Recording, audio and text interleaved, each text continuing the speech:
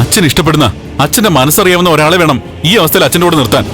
അച്ഛന് ഇഷ്ടപ്പെട്ട അച്ഛന്റെ മനസ്സ് വർഷങ്ങളായി അറിയാവുന്ന ആളാണ് ഞാൻ. നിന്റെ അച്ഛന്റെ കൂടെ സദാസമയവും ഞാൻ ഇവിടെ ഉണ്ടാവും. പ്രശ്നം തീർന്നില്ലേ? അവള് ജോലി ചെയ്തതിന് അർഹിക്കുന്നതിന്റെ 10 ഇരട്ടി കൊടുത്തിട്ട് ഞാൻ അവളെ പിരിച്ചുവിട്ടു.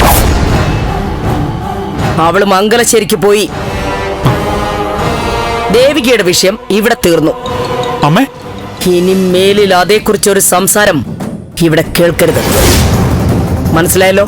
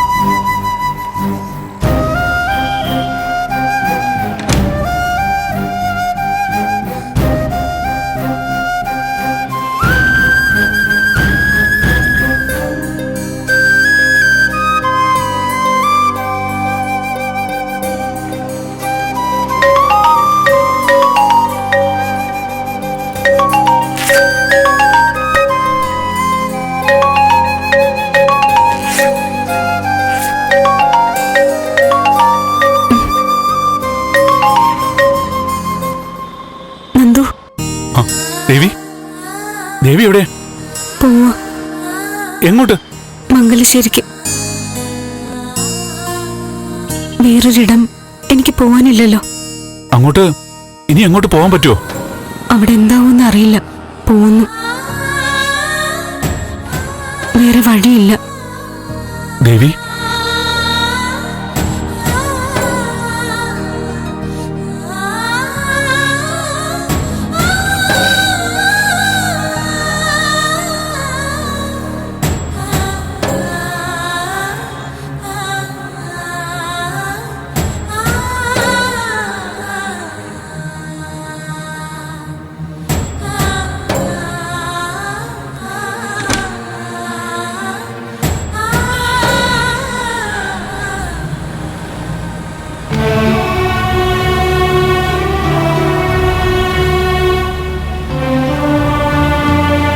പെട്ടെന്ന് അങ്ങോട്ട് കയറി ചെന്നാ എന്താ സംഭവിക്കാന്ന് പറയാൻ പറ്റില്ല. ഷാരി ഒന്ന് വിളിച്ചിട്ട് പോവാം.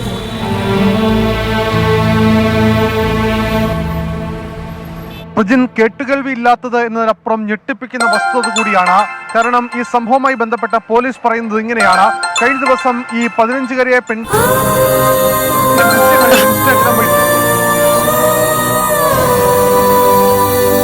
വിവരമറിയിച്ചു. അധ്യാപിക ഈ കാര്യം ചൈൽഡ് ലൈനെ അറിയിച്ചു. ചൈൽഡ് ലൈനാണ് പോലീസിന് വിവരം കൈമാറുന്നത്.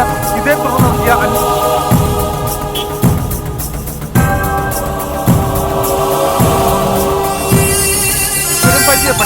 തുടർന്ന് ഇൻസ്റ്റാഗ്രാം വഴി പരസ്പരം ദൃശ്യങ്ങൾ അയച്ചു തുടങ്ങിയ ബന്ധം വഴിമാറുകയായിരുന്നു. തുടർന്ന്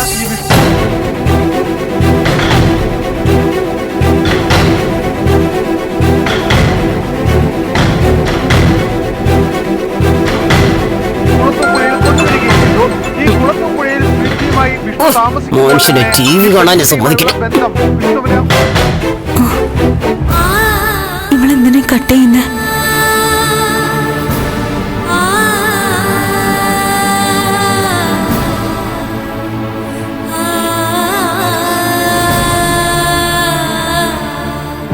സർ, ഇങ്ങോട്ടൊന്ന് നോക്കിയേ സർ. ദേ, ഈ ടാബ്ലറ്റ് കഴിച്ചേ പറ്റൂ. സർ, ഞാൻ പറയുന്ന കേൾക്കുന്നുണ്ടോ സർ? ഈ ടാബ്ലറ്റ് കഴിക്കണം. സർ ഒന്ന് നോക്കിയേ. സർ, ഇത് ഒരു നേരം പോലും മുടക്കാൻ പാടില്ലെന്ന് ഡോക്ടർ പറഞ്ഞ മെഡിസിനാ. ഇതെടുത്തേ പറ്റൂ സർ. പ്ലീസ് സർ, വാ എന്ന് തുറന്നേ. ഇത് കഴിക്കണം സർ. വാ എന്ന് തുറന്നേ. സർ, വാ എന്ന് തുറന്നേ. ആ, വാ തുറക്കൂ സർ. സർ, കഴിക്കണം സർ. Please sir. സർ, ഇത് മുടങ്ങാൻ പാടില്ല സർ. ഇത് കഴിക്കണം സർ. സർ, പറയുന്ന ഒന്ന് കേക്കൂ. മേഡം, സാറ് മെഡിസിൻ കഴിക്കുന്നില്ല. ഫുഡ് വല്ലതും കഴിച്ചോ? ഇല്ല മാഡം, ഫുഡ് കൊടുത്തിട്ടും കഴിച്ചിട്ടില്ല. വെള്ളം പോലും കുടിക്കാൻ കൂട്ടാക്കുന്നില്ല.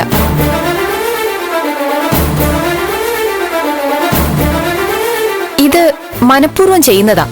എന്തോ മനസ്സിൽ തോന്നിയിട്ടുണ്ട്. ഇങ്ങ് തരൂ.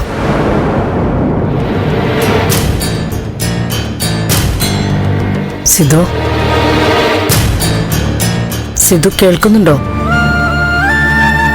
സിധു ഈ ടാബ്ലറ്റ് കഴിച്ചേ പറ്റുമെന്ന് പറഞ്ഞത് കേൾക്കുന്നില്ലേ? പ്ലീസ് സിധു, ഒന്ന് വാ തുറക്ക്. സിധു പറയുന്ന കേൾക്ക്.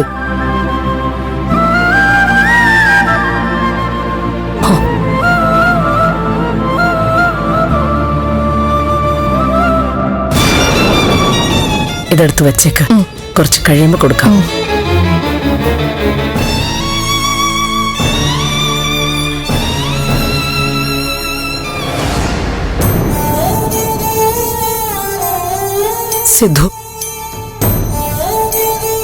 സിധു എന്തിനാ ഇങ്ങനെ ചെയ്യുന്നത്?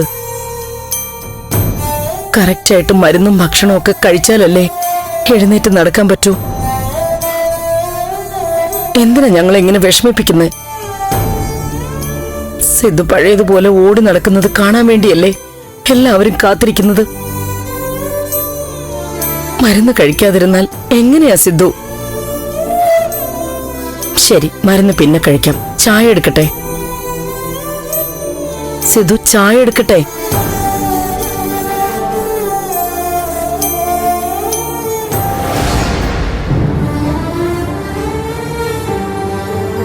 ഡോക്ടർ ജാനകി എന്നെ വഴക്ക് പറയും. സാറിങ്ങനെ തുടങ്ങിയ നമ്മൾ എന്താ മാം ചെയ്യാ?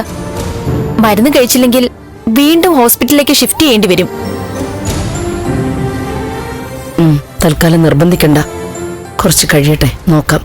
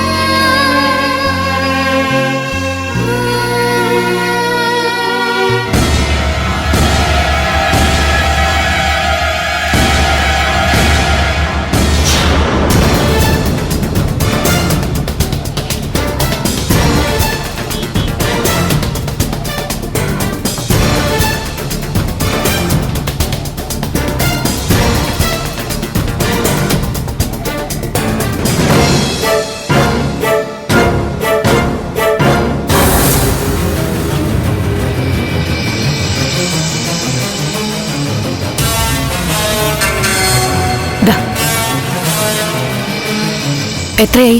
20.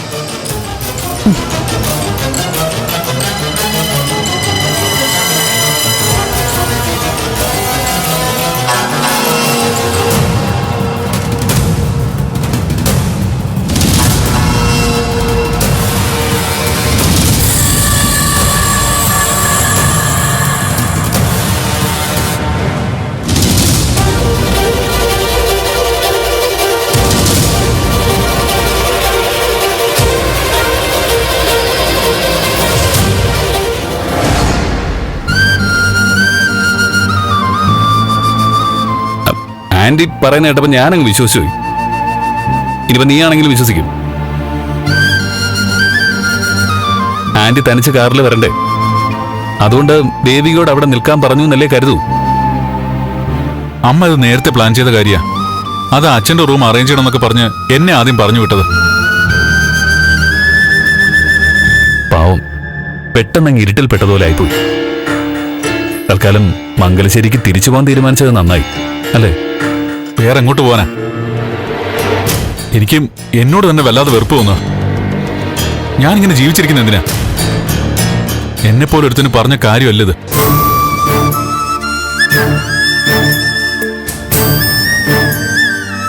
ഒരു പെണ്ണിന് വാക്ക് കൊടുത്താ അത് പാലിക്കാനുള്ള തന്റെ ഇടം വേണം. വെറുതെ ഓരോന്ന് പറഞ്ഞ് ആ പെണ്ണിന്റെ ജീവിതം തകർത്തല്ലെന്ന് ഓർക്കുമ്പോ ഇനി ധൈര്യമായിട്ടങ്ങ് ചെയ്യാന്ന് വെച്ചാ അപ്പൊ എന്തെങ്കിലും വലിയ പ്രശ്നം വന്ന് തലയ്ക്ക് മോളി വീഴും. ശരിയാ, എല്ലാം ക്ലിയർ ആയി എന്ന് കരുതിയ സമയത്താണല്ലോ അങ്കിളിന്റെ ഈ ആക്സിഡന്റ്. ശരിക്കും അത് നിന്റെയും ദേവികയുടെ ഭാഗ്യക്കേട് തന്നെയാ. കാര്യങ്ങൾ പിന്നെയും ആന്റിയുടെ കൺട്രോളിലായി. നീ ഒന്നുകൂടെ ഒന്ന് വിളിച്ചു നോക്ക്. ദേവിക വീട്ടിൽ ചെന്നോന്നറിയാലോ.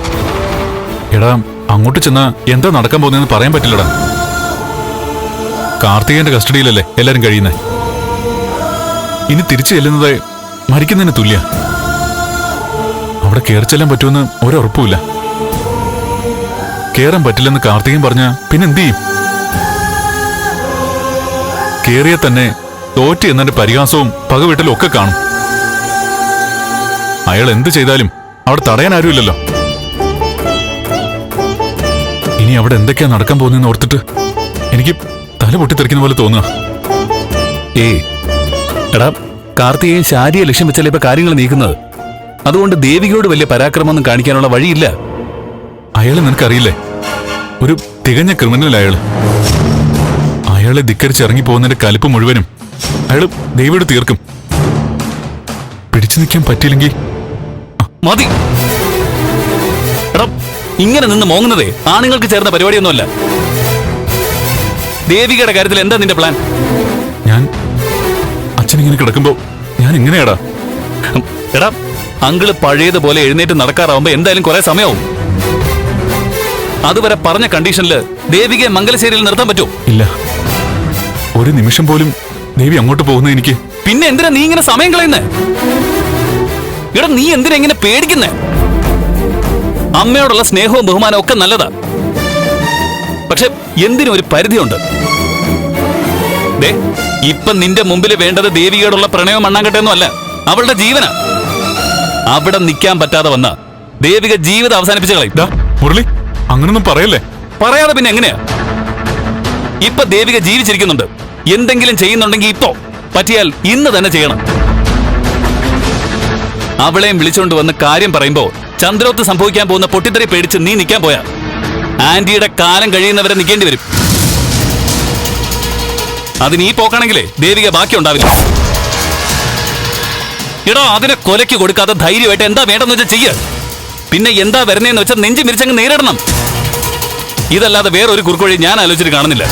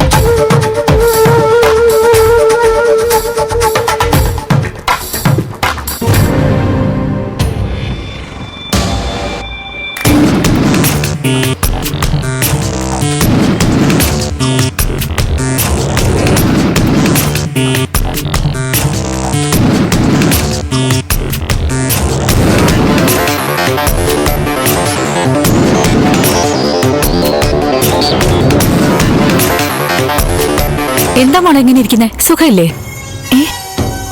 അല്ല, മുഖം വല്ലാതിരിക്കുന്നു. വെള്ളം വല്ലതും കുടിക്കുന്നോ? വേണ്ട. എന്താ വിഷമം? വല്ല പ്രശ്നമുണ്ടോ? വീട്ടിൽ നിന്ന് പിണങ്ങി ഇറങ്ങിയതാ അല്ലേ? ഒന്നും തോന്നല്ലേ കേട്ടോ. എനിക്കും 2 പെൺമക്കളാണേ. എന്തിനാണേലും പുറത്തിറങ്ങിപ്പോയാൽ തിരിച്ചു വരുന്നത് വരെ എനിക്കും ആദ്യാ. ഭർത്താവ് ഗൾഫിലാ, അതുകൊണ്ട് നമുക്ക് ഉത്തരവാദിത്വം കൂടും. അല്ല, മോക്കെവിടെയാ പോണ്ടേ? ഞാൻ മോളുടെ വീട്ടിൽ കൊണ്ടുവിടാം. അല്ലെങ്കിൽ എന്റെ വീട്ടിലേക്ക് വരുന്നോ?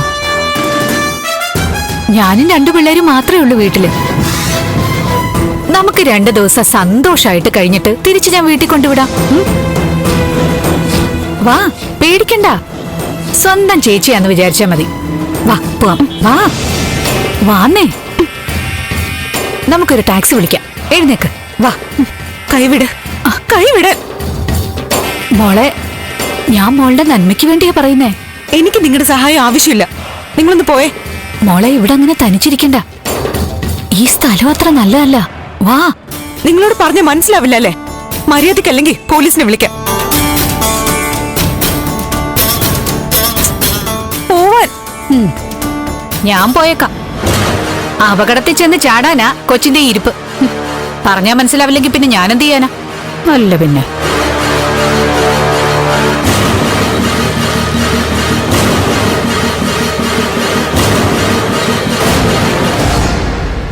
സമയം ഏകദേശം 11 മണി. തിരുവനന്തപുരം കുറവൻകോണത്ത് അലങ്കാര ചെടിക്കടയിൽ ജോലി ചെയ്തിരുന്ന വിനീത അവധി ദിവസമായിട്ട് പോലും കടയിലെത്തിയത് ചെടികൾ നനയ്ക്കാനാണ്. ഉച്ചയോടെ അങ്ങനെ നിൽക്കുമ്പോഴാണ് കടയുടെ മുന്നിലെ ബോർഡ് ശ്രദ്ധയിൽപ്പെടുന്നത്. ഏത് നോക്കി അവർ കടയുടെ മേൽ വിളിച്ച്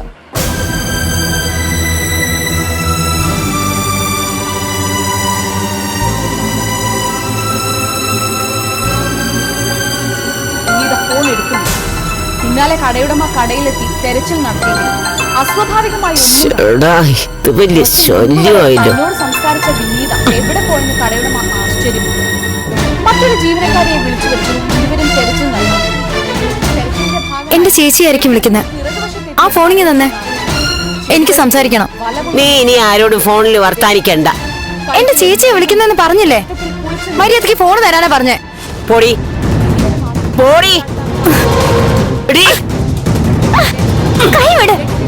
അങ്ങോട്ട് മാറി നിക്കടി പുല്ലേ. എന്റെ കൈക്ക് നീ പണിയുണ്ടാക്കി വെക്കരുത്. ഓടി. അവള് ഫോൺ ചെയ്യാൻ വന്നേക്കുന്നു. ഒരു അത്യാവശ്യ കാര്യത്തിനാ ചേച്ചി വിളിക്കുന്നത്. ഞാനൊന്ന് സംസാരിച്ചോട്ടെ. നീ നിന്റെ വേലി ചാടിപ്പോയ ചേച്ചിയോട് ഒന്നും പറയണ്ട. പറയുന്ന കേക്ക്. മര്യാദക്ക് ഇവിടെ അടങ്ങി ഒതുങ്ങി നിന്നോണം. പൊടി പൊടി.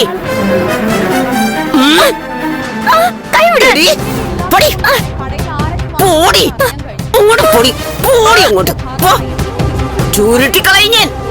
അവള് ഫോൺ ചെയ്യാൻ വന്നേക്കുന്നു. CCTV കേന്ദ്രീകരിച്ചായി. അപ്പോഴാണ് കടയുടെ അടുത്ത്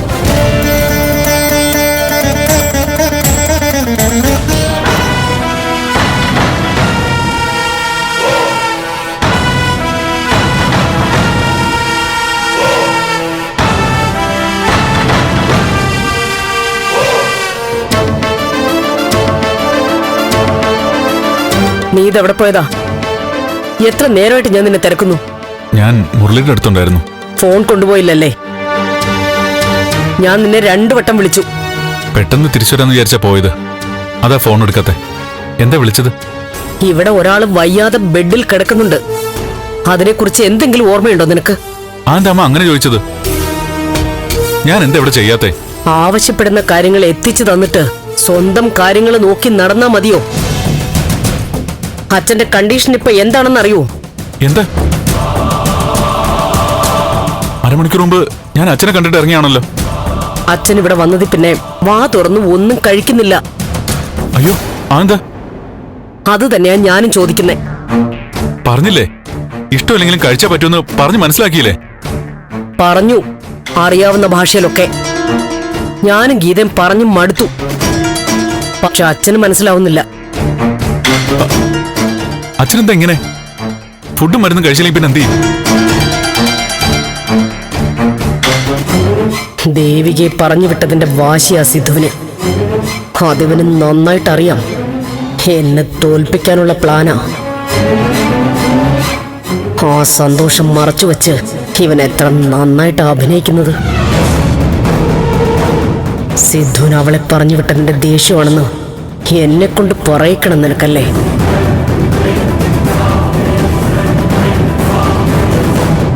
മര്യാദയ്ക്ക് അവളെ തിരിച്ചു വിളിക്കുന്നേ അമ്മയ്ക്ക് നല്ലത്. ഇല്ലെങ്കില് പണിയാവും. എന്താ നീ ഇങ്ങനെ നിൽക്കുന്നേ? നിനക്കൊന്നും പറയാനില്ലേ? എന്തെങ്കിലും ചെയ്യണ്ടേ?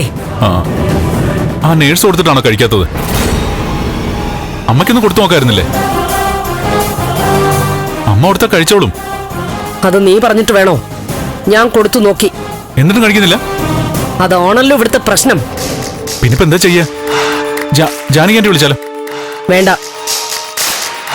നമ്മുടെ കുടുംബത്തിൽ ആർക്കും അത് ചെയ്യാൻ പറ്റുന്നില്ല എന്ന് പറഞ്ഞാ അത് വലിയ കുറച്ചില്ല. എന്ന് പറഞ്ഞാൽ എങ്ങനെയാ? ഫുഡ് മരുന്നും കഴിച്ചാലേ പറ്റൂ. നീ ഒന്ന് കൊടുത്തു നോക്ക്. നീ പറഞ്ഞ അച്ഛൻ അനുസരിക്കും.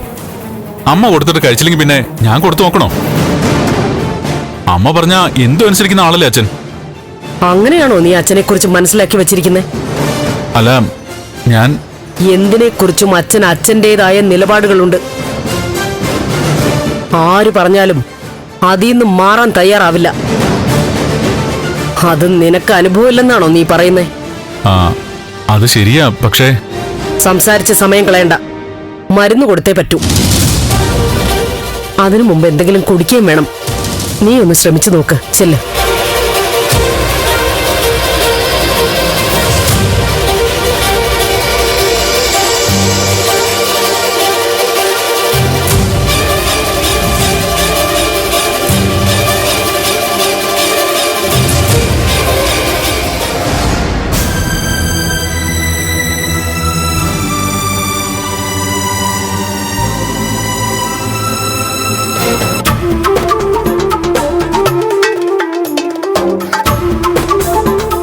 മരുന്ന് കഴിച്ചില്ലേ? ഇല്ല സർ, വെള്ളം പോലും കുടിക്കാൻ കൂട്ടാക്കുന്നില്ല.